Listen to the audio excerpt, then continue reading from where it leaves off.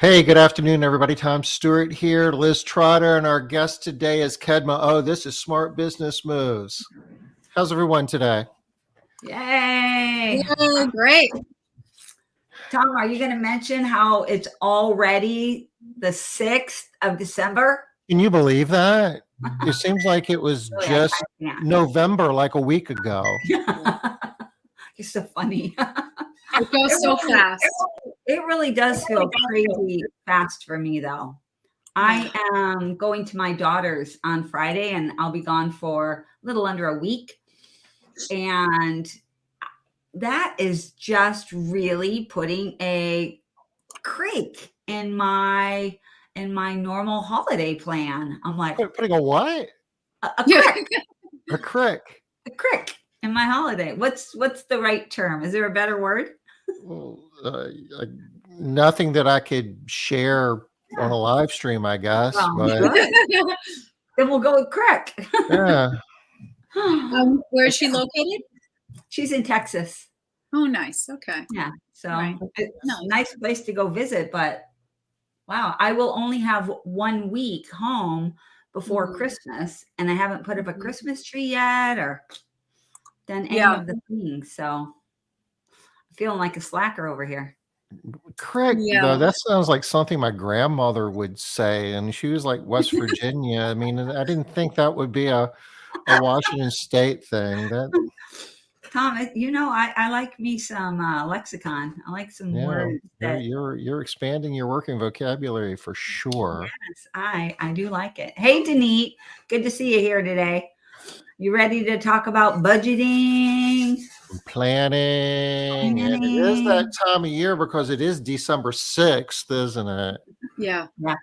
It's going to be 2022 before we know it. I know. Yeah. And I think, the thing about budgeting, a lot of times when we say the word budgeting, people just feel like it's taking, chalk and just, and you don't want to do it. But I think you can make budgeting fun. You can make it Fun, Kedma? To me, it's fun. To me, it's fun. Like I do believe in making it as a fun experience and to, because there is a lot of anxiety. And guys, it doesn't matter what level of business. I have met people who are doing multi-million and then I mention budgeting and they start stressing and saying they have a team for that. Right. Right. But what it really is that they just don't want to deal with that. So yeah, I think that somehow there's just this emotional relationship with money and currency and budget. And either you really enjoy it or you do everything you can in your power to avoid it. And yeah, and I'm someone who really enjoys it.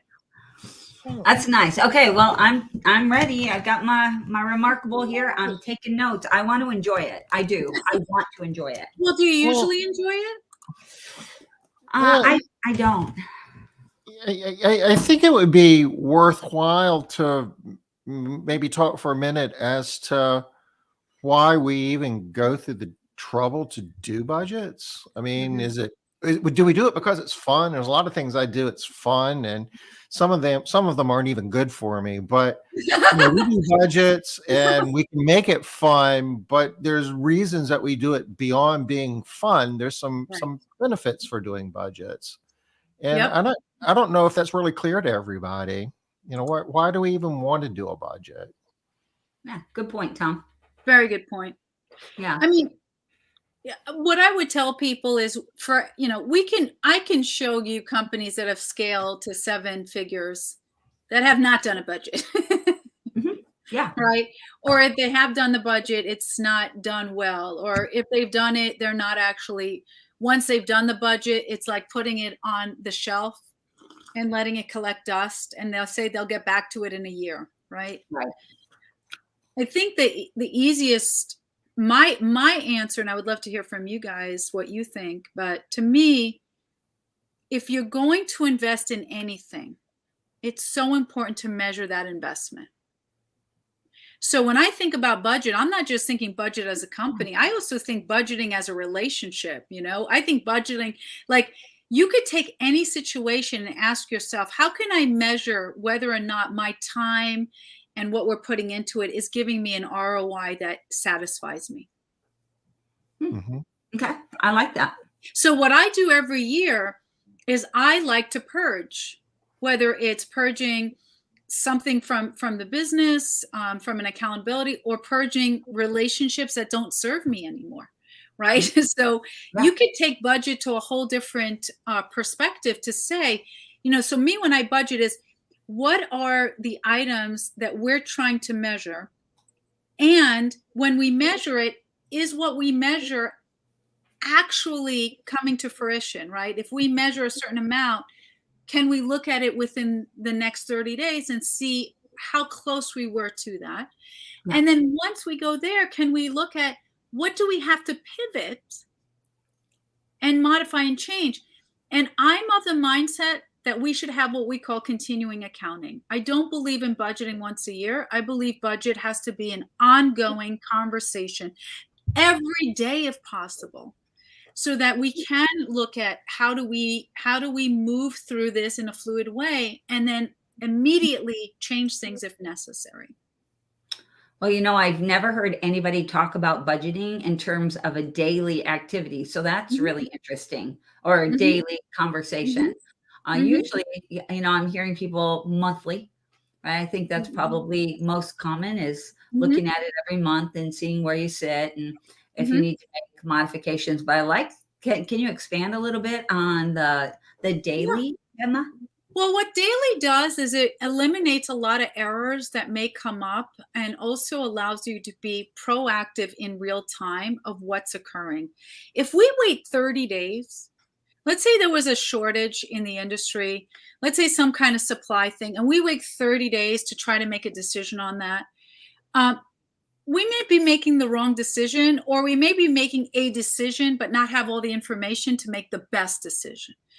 We also run into a problem because we may be waiting to see, are there any marginal errors we can fix? But if it's daily, if someone is inputting things daily, if someone is reconciling daily, it puts you as the CEO in the best possible decision place to say, are we in the right direction? Do we have to pivot? Can we add more? And it could be as simple as, hey, here's an opportunity right now. Do we have, can we say yes to it? So I'm of the mindset is, if you have it in your infrastructure, I love the idea of continuous accounting. And there are some companies that are really clear on that.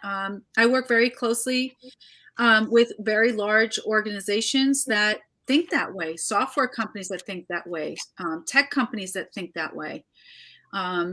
Oracle is one of them, very focused on continuous accounting as opposed to waiting at the end of the month. I actually think that it makes so much sense, especially as you're talking about it for big companies, because big companies, big changes, you could also have big losses, big mistakes, but you can catch things much quicker and you have better opportunities. Correct. You can grasp opportunities quicker.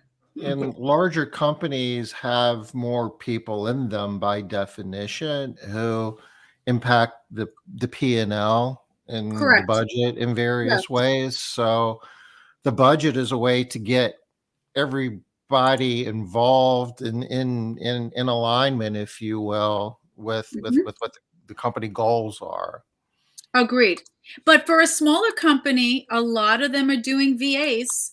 Virtual assistant is so inexpensive. If you train them and you have everything migrating anyway into your software, there is no reason why a VA can't spend 30 minutes a day, 15 minutes a day, just making sure, are there any transactions that came through that don't make sense? Where are we daily right now? We're doing it anyway for daily sales. I don't think it would be too hard to jump and say, could we be doing daily budgeting? Sure. Yeah. And, that kind of falls under the umbrella of like KPIs, I guess. And everything from employee turnover to client churn to your cost of goods sold off of every job you did the day before. Exactly. Yeah. I really love tracking KPIs on a daily basis. So I see how the budgeting makes really good sense as well. Just doing it on the other side. So Yeah. that. Yeah. I would love to just hear from you, Liz. Like, what are you doing? So if I went and sort of took a peek into how you're doing budgeting, what would that look like for the audience? How do you manage budget? Well, we don't do it daily. Although I'm thinking that does sound good. We do it monthly. We have a meeting on Saturdays, and the first Saturday of every month, we go over the budget and where are we, how close are we to what we thought we would spend, what we are anticipating for the next month, any kind of quarterly type things that are coming up. So we're just we kind of use budgeting more in the way of almost like cash flow management, right? Just watching where the money is going and making sure that it's not just being frittered away. That's more what we're doing. Yeah, absolutely. So I'd be curious to know from our perspective. I know that we work a lot around planning. We do a lot of budget at this point. We also review a lot of financials to get a sense of where people are at. Be curious from your perspectives, what, Tom and Liz, what have you heard? What have been some of the struggles or the challenges when someone mentions budgeting or sort of looking at annual planning? Have you heard any kind of thoughts, feedback, worrisome? From other cleaning businesses, other cleaning business owners? Yeah. Yeah. Absolutely.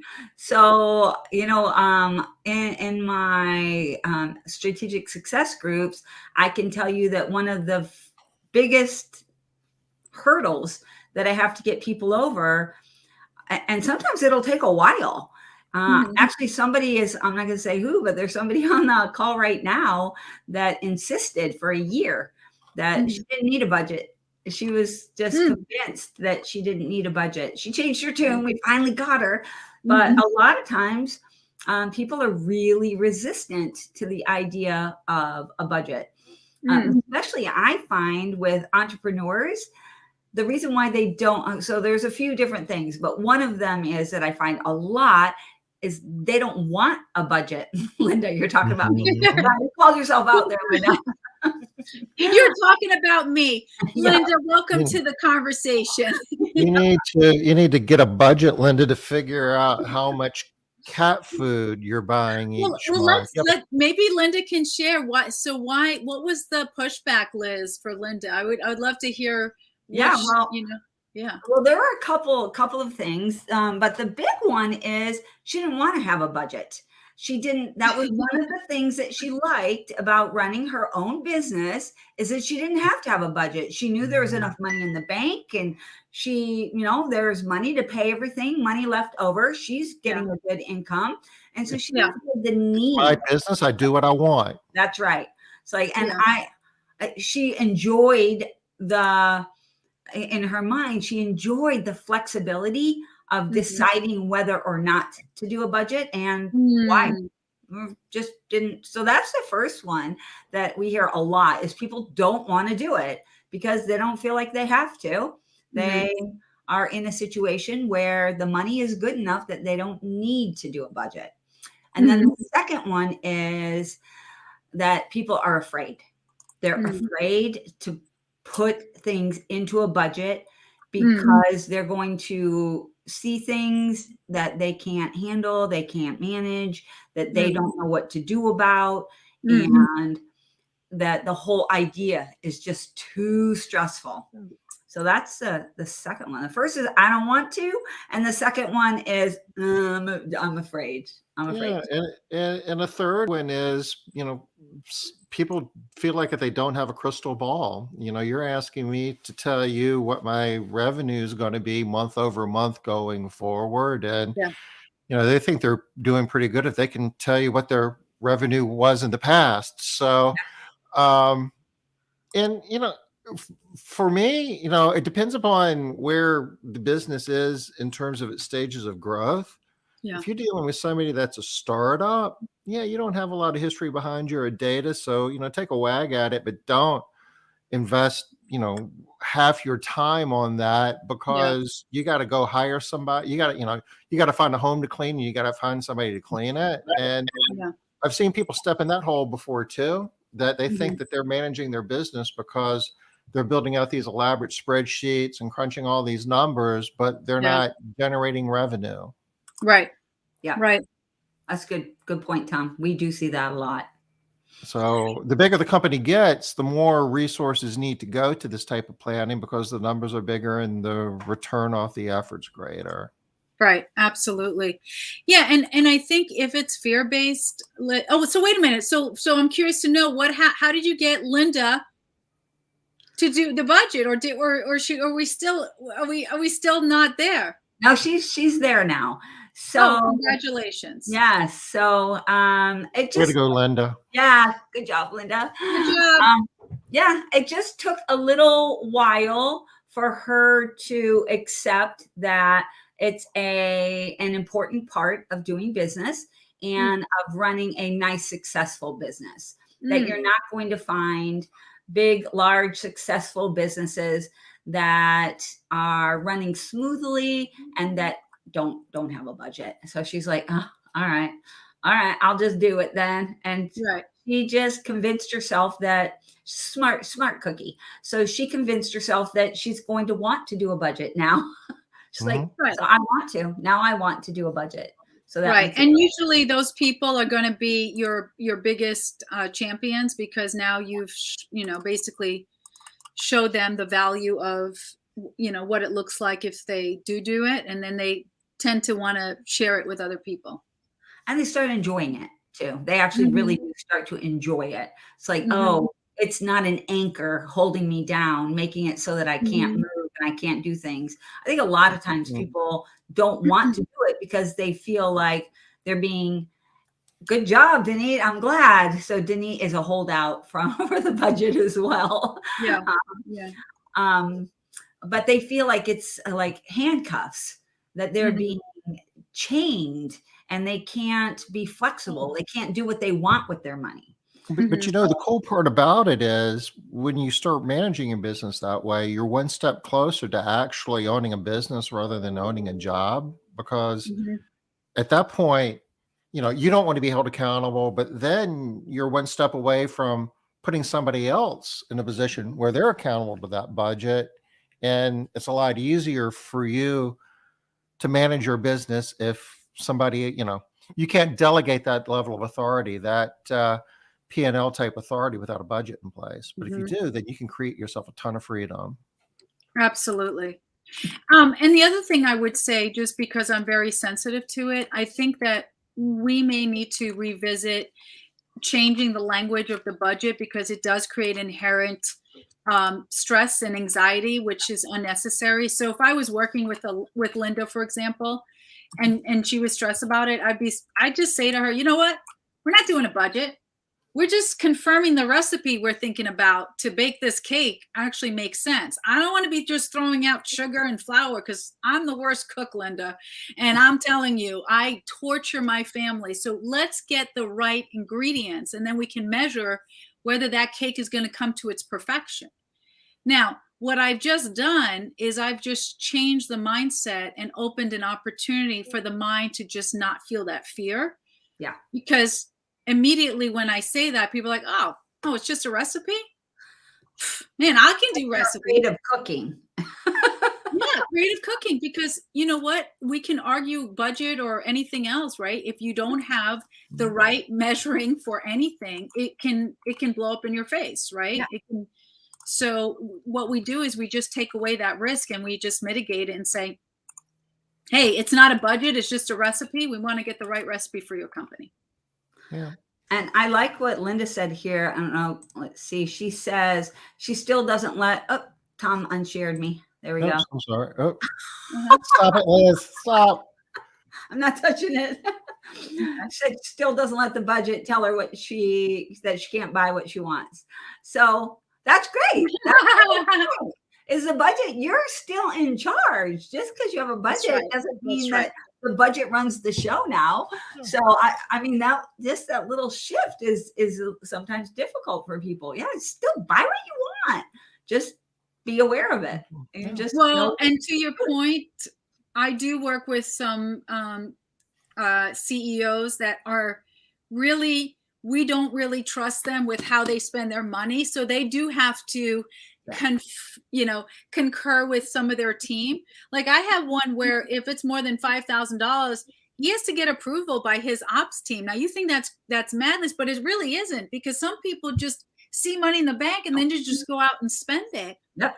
Absolutely. And so this is a way for there to be check and balances to say, you can't just, even if you're the owner, it's not wise to go out and just spend an enormous amount of money and when it may not make sense. So there's decisions in my business that I'm getting ready to do something, and then I pause and say, well, I don't want to have to explain to Kyle why I did this, who is my controller. So I'm just not, we're not going to do it because I don't want to have that discussion. Exactly. It's easier to not get the thing than it is to have the conversation. Yeah, exactly. Well, if you guys are open to it, I would love to maybe do a little bit of show and tell and just kind of show you.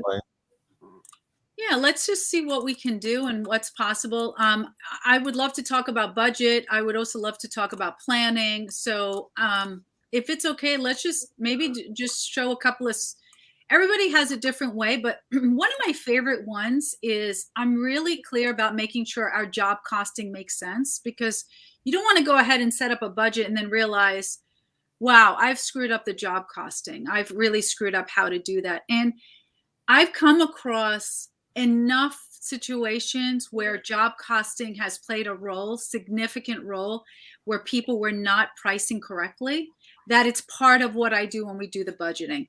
So here's what I would love to do. The best way to do it is to kind of show you, just like, I always say I like to run a Montessori school, and I'm very big about show and tell. So let me just show and tell this, if this works for you guys. Do you see the share button there, Kedma? Yeah, I'm going to share the screen. And so this will be kind of a powerful visual. Let's see if I can get to it. I'm going to go to my computer. I want to just share it towards my computer, so I'm not as oh, there it is. Share screen. Okay. Yeah, down to the bottom. Yeah. I love show and tell.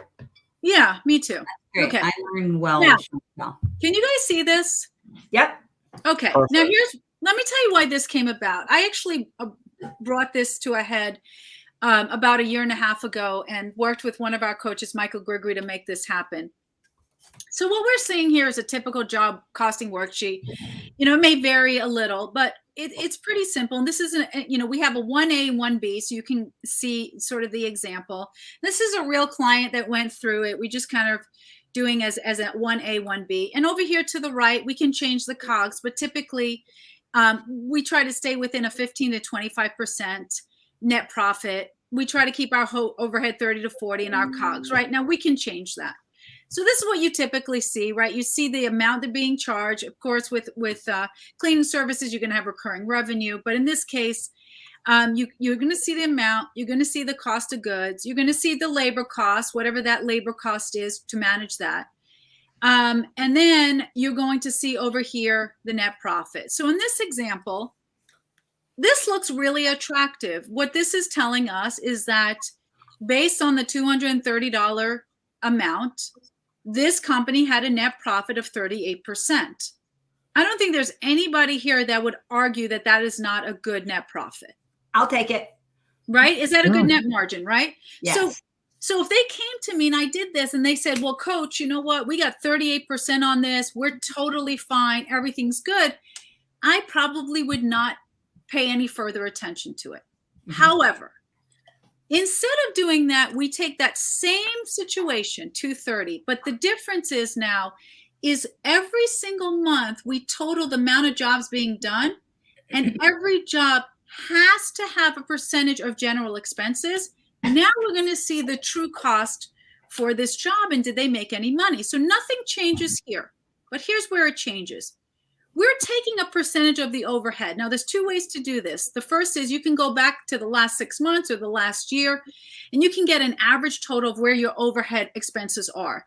Generally speaking, it could be as low as 30%, could be as high as 48, 50%. And then we're going to take a percentage of that, and we're going to add it into every job. When we do that, now we see this business has not been profitable for this job.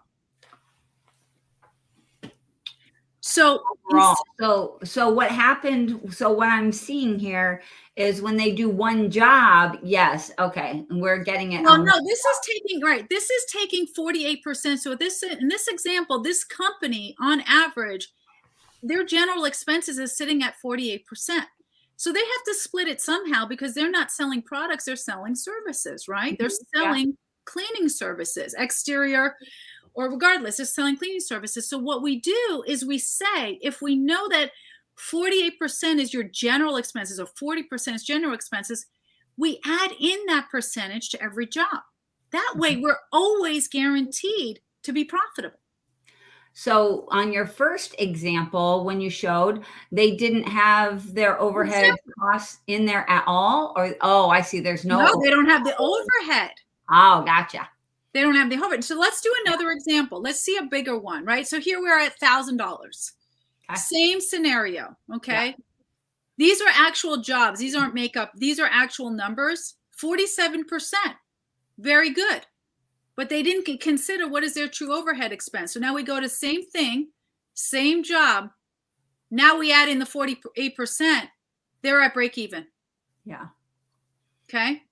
So what this allows us to do very quickly is to determine, are they truly profitable? And then we could play with the numbers. We could say, look, you're at 47%, but we have a couple of choices here. If we know that your average is 48% per job, you're not making money. We're either going to have to reduce the cost of your overhead expenses, because where else are we going to get the money? The money is not coming from anything else except the jobs you're selling. Or we're going to have to increase the price, or we're going to have to reduce the COGS, or we're going to have to change how the labor looks. Right. So it looks like what they're doing is they're not actually coming up with a net profit. They're coming up with more a gross profit, looks like. Well, yeah, this is typically how it is, right? You have the total COGS, right? So in a typical scenario, if we go over here, let's see if I can get a higher one here. So a typical scenario, their COGS right now is at, sitting at 52%. That means their gross profit is 48%, right? Right. 48%. This is before expenses. So from their perspective, they would say, Coach, we're doing fine because we're making the money we need. But in actuality, they come in and say, Coach, I don't know why we don't have any money left over at the end of the month. Right? We hear this all the time. Coach, why don't I have any money left over in the end of the month? And I say, because your overheads are taking all that cash you're putting in and you're not considering it. So instead of waiting, this is a perfect example of daily budget. Instead of waiting at the end of the month and saying, Coach, I don't have the money, you're going to know exactly how much money is left over once you pay your overhead expenses. And then you'll know whether you're profitable enough, how much money can go back into the company. And this is a really good example as why putting together an annual budget's necessary, because you really don't even know how much revenue you need to distribute your overhead across, what that percentage is going to be without a budget. So a budget would give you the idea as to, how much overhead to allocate. And if you're not making your revenue, then that even digs your hole deeper on the allocation. The flip side of it, you might be able to sell your way out of the problem if you could generate additional revenue. Correct. So here's one example. Break even is you can't do much. So you've got to have these numbers before. I would be stressed out if somebody came to me just showing me what their gross profit is. How's that even helpful? That's right. So if I was working with you, Liz, and your team, I would say, let's do a true analysis of what the job is costing and your GP. And then we're going to do one based on percentage. Now, we had to go to number 7. So what I usually tell with my clients is, I want you to pull the last 10 jobs you did Put it through these formulas, and then let's see whether or not it was profitable. We had to get to the 7th job. Now, this 7th job became profitable. They had a net profit of 44%, but when we put in the numbers for the percentage here, they actually net 12%. That is a good one. So what I would tell that Conquer client is, you bid this job correctly. You bid it at $1,200. You were able to pay off, and you had a good GP. You were able to pay off your overhead, which is 48%, and you net 12% to go back into the company. We want to see that for every job. And so would you be saying that, because it looked like initially that you were trying to hit a target of 15 to 25. So are you thinking that the 12 is good just in comparison to all the That's right. That's right. That's the only reason I'm doing that, because I want to let them have a win. Yes, I see that. And I guess what this also tells you, for any future jobs that you're bidding, you need to be shooting for a cost of goods sold of less than 40% in order to make the numbers work.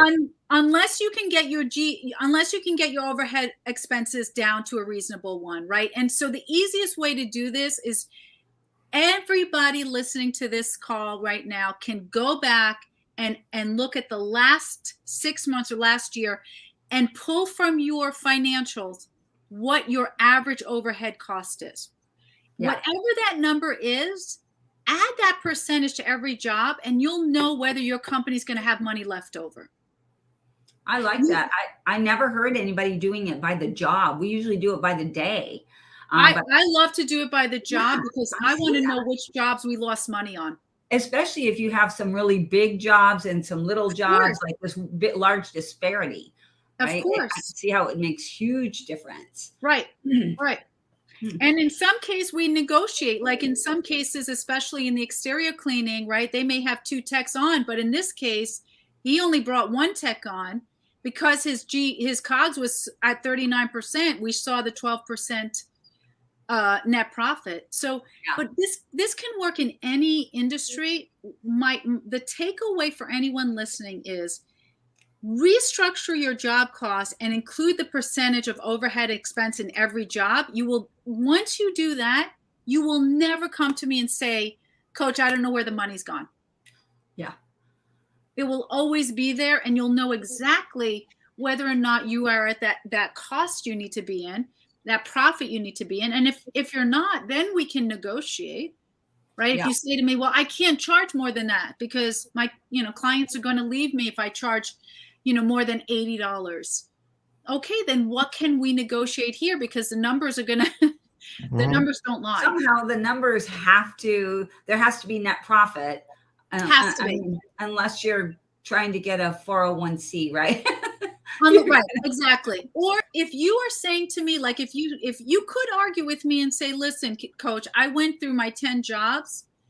3 of them I'm taking as a leader's loss, but the other 7 are going to make up that net profit and maybe be at a 20%, 22%. I can argue that back. I could say, okay, that's fair. Maybe the 3 that are lost because you're doing community impact, you're having a smaller margin because it's a bigger company. But if I see consistently a net loss or a break even, I guarantee you that company is losing money or not even close to the net margin they need to be in. Guarantee. Right. Yeah, absolutely. I like this. I like this new perspective. I don't think we've ever talked about doing this on just like a single job. Allocating the overhead to a job as a rule, no, but it's a cool approach. I like it. I like it a lot. And the thing I like about it is it's something new for the people that are like, oh, this other thing is so hard. It seems overwhelming. Hey, this is just bringing it down to a very, very even simpler way of doing it. Simple. If you can't see it one way, maybe you can see it another way. And this is definitely a different way of seeing it. Yeah. The other thing that jumps out at me, though, is you've got all your numbers for every job. You have to. That's important because, if you don't have the numbers, then you can't do this. Correct. And the easiest thing is those numbers are already going to happen with the estimate. And there shouldn't be any stress because if you go back and look at your overhead expenses, most of us are in the same, it's not going to be too much difference. We're not going to see a 20% to 50%. If you're in the 30%, you're going to see 30 to 32. So you're going to have that as pretty much a fixed. But I think, Tom and Liz, what it does is it wakes them up to say, okay, now I know where the money is going. Because if you don't do it this way and you don't have products, where do you think the money's going? Yeah. Who's paying for everyone? And let's be real. That admin person who's not on the job but is answering the phone call and inputting the data and making the and sending emails, they're a part of the job. Yeah, Sure. absolutely. Absolutely. Right? Absolutely. So the jobs that we were looking at, were those like variable costs, the cost of goods sold? Was that like the allocated, the estimated cost, or was that like those are all real numbers after the fact, after the job was done? That's right. That's why when we did, that's why I tell clients, let's take 10 jobs you've done already and let's determine whether you're making money. Now, after we did this with this CEO, he was depressed for a minute because he came into the meeting guaranteeing me that the company was making money. Guarantee, like, Coach, I don't know why we're bothering with this. This is a waste of time. I'm so good at clearing 48%. And Tom and Liz, when he saw this, it was this moment of disbelief. Yeah. Especially if he's been only looking at this one number, thinking that that's actually his net profit. He's really believing that he's got 48% net profit, only to find out that he's actually negative. I mean, I got to give the guy props for only being upset for a minute. Good for him. Yeah, just for a minute. Because, and it's very deceiving, because if you're doing 48%, if you're doing a GP of, let's say, 52%, anybody here would think that sounds really good, but it's only as good as how much your overhead is. Yeah, absolutely. And actually, the reason why, so like in our groups, we don't let anybody track their gross profit. And the reason why is there are too many people in our industry that are, especially smaller businesses, that are in this, what I call keep up with the Joneses mentality, where they're like, hey, I need to have my own, I need to have cars, and I need to have 2 people in the office. And, you don't need anybody in the office. You're a $200,000 company. No, you don't need all that overhead. You have to. So we force them to look at net profit only for the first 3 months, period. You can't even look at anything else.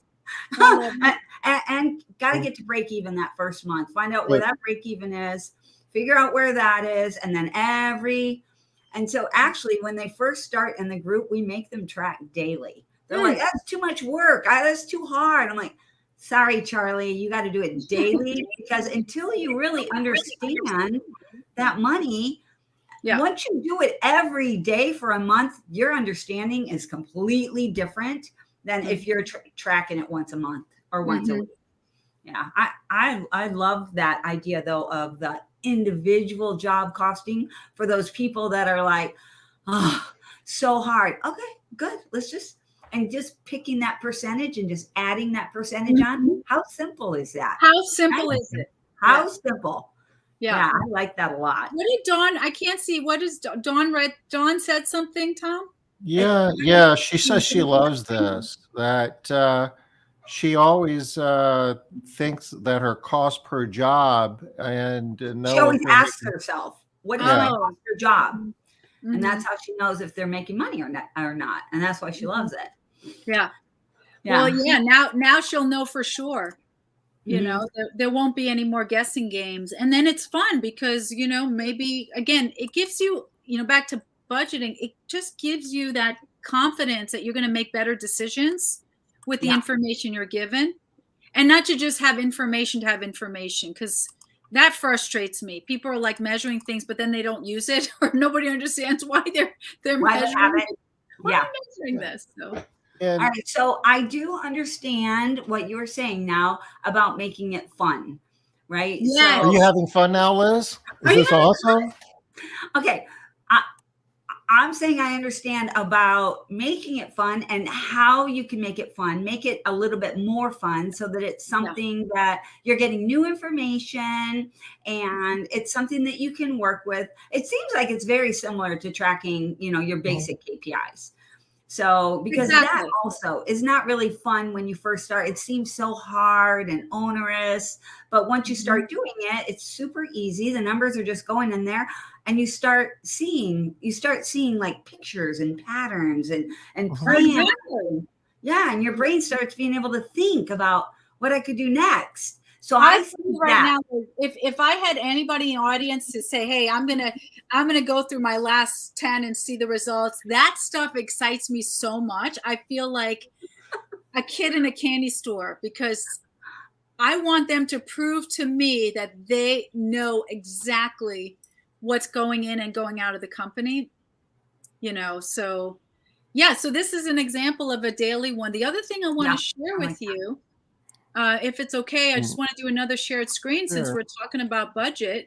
And while you're pulling that up, one of the things you could do with those 10 is put together a model and explain how many jobs you need to do a month to break even, or what's your, how much profit do you need to generate in a month, and then back into, the number of jobs you would need to do in order to do that. Absolutely. All right. And I have a really cool exercise that you can do with this as well, you guys. So you could take $100 bill and you could take it with your employees and you could break it down into into ones, right? And have $101 bills. And then you could just take those dollar bills and you could show your team. Okay, so right off the bat, you guys, COGS goes $45. So let's just put $45 just for the employees, and the money is going to go out for that. Here's $45. Okay, and then next, what we got to come up with is we got to come up with our overhead. So equipment. How much money do you guys think we spend on equipment out of $100 bill? Customer pays us $100. How much goes to like supplies and vacuums? What do you guys think? $3? Okay. Yep. Let's go. $3. That's about right. Let's put your $3 and break that down by dollars till we get to the end. And we're like, okay, so now we've got $18, you guys. When we clean a house at the end, all we have left is $18. And sometimes it can feel like, oh, the company's making bank. There's got this for every $100 that comes in, I'm only getting 20. You guys are making $80. Here's what we really have left, $18. So that can be a really fun. Yeah. And actually it has been fun. I've done it twice. I haven't done it in a long time, but it's very enlightening for these employees. And they feel like they now understand. They don't lose clothes as much. They're more careful with the vacuum cleaners. They're not pouring a half a can of barkeeper's friend in the sink because they're understanding how that stuff all plays out. Yeah, and you could totally do that. I think the more that your team and your staff know the true margins of your funding and budget, the better they're going to be, because so many times they think that the CEO is making all this money. Is so not true. So and if you're able to just show them in a financial performance, hey, you know what, we're sitting at 15% net profit. We have to put it back into the company. It gives them this confidence that you're not putting something over on them. Right. This is really an opportunity to, realize that, Liz is not taking 95% of it and then, Right. And just going out and buying everything under the sun. I do think now that's more so now than ever in the past, where people are much more sensitive to how much money they're actually making off every job. I mean, it's been moving this way for the last decade, but now more than ever, people are just very sensitive to how the boss is, how much money the boss is making versus the people that are actually they are putting in the sweat equity, right? Yeah. Doing the real work. Yeah, I'm the one doing the work, and how much am I making? Hey, Tom, So, I'm curious. What's Denise talking about here? She says, oh, sounds like you're. we did some one-on-ones at the last foundation's event, and we broke down P&Ls and talked about Nice. what things needed to look like in order to be profitable. Nice. And sometimes you just can't make it up with volume if Yeah. some of the ratios aren't right. Mm-hmm. You can just go bankrupt faster. Yeah, yeah. Right. You can burn a lot of calories and have even less to show for it. So we had some good sessions. Kedma, you had something you wanted to share with us? Oh yeah, I just thought, as we're talking about budget, again, a fun exercise before we get into budget. See, all of this is really to make it fun, less stressful, exciting. Is the second piece we get into even before budget is we go right into what are we planning? What are our goals? And to me, I think this is really, really fun. Can you guys see this? Yeah. Yeah. So see if I can make it a little bigger. We have, you can add anything you want here. We have a whole bunch of things, but this is the opportunity to think, what do we want to do? This is before we even talk about the budget. This is your dream time. This is your time to say, what do we want to do? What could be fun? So, do we need new equipment? Do we want new vehicle? But then there's other things besides employee. Like, are we targeting a new customer? Is there a new type of customer we're targeting? And do we need to maybe have a strategy around that? Because that may be a whole different thought process, right? Of within whole marketing campaign. There's a lot that goes along with that. Absolutely. Yeah, absolutely. Some of it, it could be, it could be targeting people you wouldn't even think that need it. We talk about certain demographics and their need to get cleaning services. But, I'm very big in the disability community because I think I've mentioned 2 out of 3 of my kids are on the spectrum. They both have developmental disabilities. So I always try to give this analogy, like, what if you were targeting families who have individuals with disability? That whole conversation, they need services, but more importantly, they need, partners who come in who understand the needs, even if they're only there to do things like, it is so much part of their life. Like when our cleaning team comes to our house, the first thing they do is they check in with my dog Fifi, who's our service dog, right? So there's just an entire different focus. New technology, new facilities, even revising the pricing model, where do we put that in the goal planning? What are we going to do to improve? Are we going to add, different, in this case, there's a whole focus on videos, do we have new marketing channels? What does that look like? Do we have new KPIs we want to do? So this is to me, I think everything's fun, but this is fun for me. Like, I think if I worked with you, Tom, or you, Liz, and I'm like, hey, let's dream about all the possible goals before we talk about numbers, it may push us in a direction we didn't even think about because we start with the goal planning first. I do love this. Yes. We talk a lot about my brother on here because he began making a lot of money in a really, really short period of time. And he swears by goal planning in a really big way.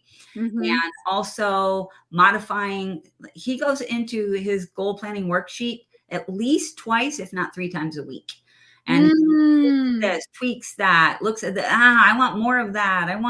I thought that was going to be more important to me. And it really isn't. So change my mind. I want this. And I love the idea of goal planning. I see it being hard though for a lot. And it goes on his refrigerator. Why is it hard? It's, to me, I feel like this is the opportunity to dream. I think for a lot of people, it goes back to what Tom said earlier. Like, it's hard for a lot of people to, and I'm one of these people as well, to think about the future in that way, in a dream way. It's like, well, I don't know how to dream about what could be in the future because I don't know what's possible or potential. So I don't want to dream about have, earning $50 million next year. Is that possible? I don't know. A lot of people are in that kind of a mode. I don't know how to do it. Got it. So, You don't want to be wrong. You don't want to be wrong. Yeah. Well, not even the wrong thing. The wrong thing is absolutely a thing for a lot of the people that we work with. Absolutely. But like in my case, it's not that I don't want to be wrong.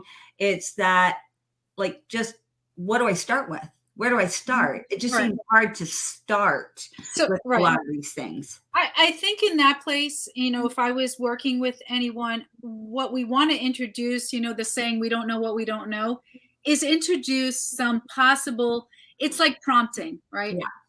When I work with people, so many times there's this belief, again, this goes back to the philosophy of coaching. There are fundamentally coaches who believe that you have the answer inside of you. Like Liz, you have the answer, and Tom, you have the answer. Yeah. I'm not one of those coaches. I've been coaching and consulting 20 years. And to be truthful, they don't have the answers. They don't have the answer. So I believe in prompting consulting, prompt coaching, meaning I would then say, hey, Liz, here's some possibilities to think about that others have thought of. And then it's a multiple choice experience.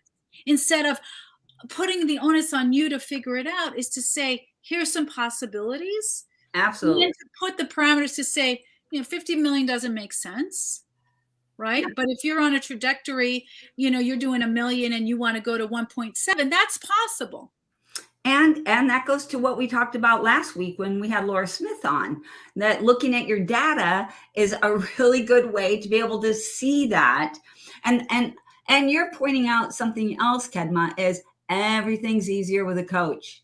Because yes, your coach is going to make it so that it's not hard. Whatever the hard thing is, that's the coach's job, is to take away the hard part. Well, to your point, Liz, I'm going to add just another small word in there. Because English, my second language, and language is so important because it defines how we see the world. Everything is easier with the right coach. Mm-hmm. I can show you coaching experiences that doesn't move the needle. Agreed. And it depends on who you are, and it depends on how you process. Yeah. All of us process differently, where I could come in, and this is the one thing we always talk about with coaching.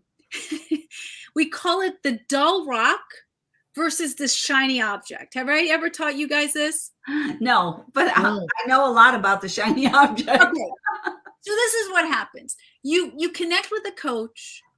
You feel like, oh my God, I finally got the shiny object I want. I'm connecting with this coach. They understand me. They understand my budget. They understand my cost. And you engage in this honeymoon experience with them. And at some point, usually 6 months to 12 months down the line, they meet another coach. And that other coach becomes the shiny object, and you become the dull rock. It's always true. So what we want to make sure is that it's the right one. And I believe in the idea of having targeted coaching. Mm-hmm. Don't just have a coach to have a coach, but choose a couple of coaches that make sense. I want to leave you with one more thing, because I know I have to drop off in a few minutes, but I would be remiss if I didn't leave you with this.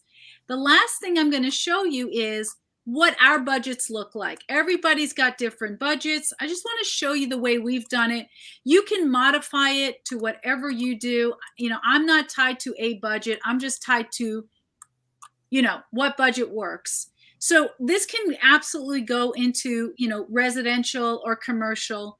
But what I really like about this is that on the top line, if I make this a little bit bigger for you, you're going to see we have our targeted sales, what we're assuming, and we have the actual. That means that this happens every single month. We're going to put in the actual. That means that, Concor is going to put in the actual. And then we also have here a place for projected balance and actual balance, because you could have a very strong month but maybe your balance is showing a reduction because, not everything is hitting the P&L. It could be hitting the balance sheet. And so this allows me to see, are we going up? Are we going down? And how does that play in the actual? And then depending on the business, right, we base it a lot of times with trucks.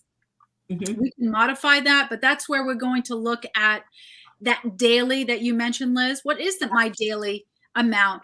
I personally don't like to just put an amount here. I like to look at a daily goal and multiply it by the days that vehicle is out. Oh, me too. Right. So if we know that truck is out because if 15,000 doesn't tell me anything, this is, unless you tell me, well, that daily truck is valued at $1,500, then I immediately know that truck's out for 10 days. Right. Right. And Yeah. then we have obviously your lead tech or your assistant, depending on, so in your case, it could be, two employees going to a job or one, right? And then we're going to have our office team. And this can also include your virtual assistant, right? So it doesn't have to be just payroll. This can also be contracted, fees, not only just payroll driven. And then here's your COGS, right? And then you have all your expenses. So, and then below here, we have our capital expenditures. This is where we're going to get that from the goal planning. We're going to look at, what are we going to be investing in the company? What is going to be our loan payments? And are there additional draws? I religiously can do this, Liz and Tom, in 1 hour. Nice. Right? So 1 hour, we're working through it, and then we can modify it. And then generally speaking, once we do that client is going to feel a lot more comfortable in where they want to go. Yeah. You're and one making more- it happen. You're not leaving it to chance. Not leaving it to chance. And one more thing that I like to tell people too when they're doing this is, in the beginning, you might not have a clue. You don't have an idea of what the numbers are. That's okay. Here's some ideas. Let's start here. Which of them do you like the best? And guess what? In 3 months, we're going to have a better idea. And in 6 months, you're going to know now. Now you're really going to have an idea about, now I kind of really do feel like I know what's possible. Then you can start getting some realistic numbers, but not till you start. Not till you start. Not till you start. Oh, look at the puppy. Look at the dog. Hello, baby girl. I can't believe we always do this and it goes so quickly, but I need to hop off. Yeah. If people want to talk to you, Kedma, how can they reach you? Well, always through you guys, because you guys are my champions here. Definitely through Conquer. You can go to AGS Conquer now. I love to be on LinkedIn. I have 40,000 of my closest friends that hang out with me on LinkedIn. So you can always, I always suggest connect with me on LinkedIn anyway, because I do have a lot of relationship there. And then Facebook. So, just let me know how we know each other, because sometimes people get on and I have no idea how they know me. So on your LinkedIn profile, you need to add Smart Business Moves contributor. Okay, I'll do that. I have a lot on there, but I will add that. I will. Well, we know you have another meeting, Kedma. So yes, I'm gonna hop Thank off. you so much, as always. This Kedma. was Thank fun. you. This is fun, and you're awesome. Yeah, Thanks. you are. Bye, everyone. Bye, everyone.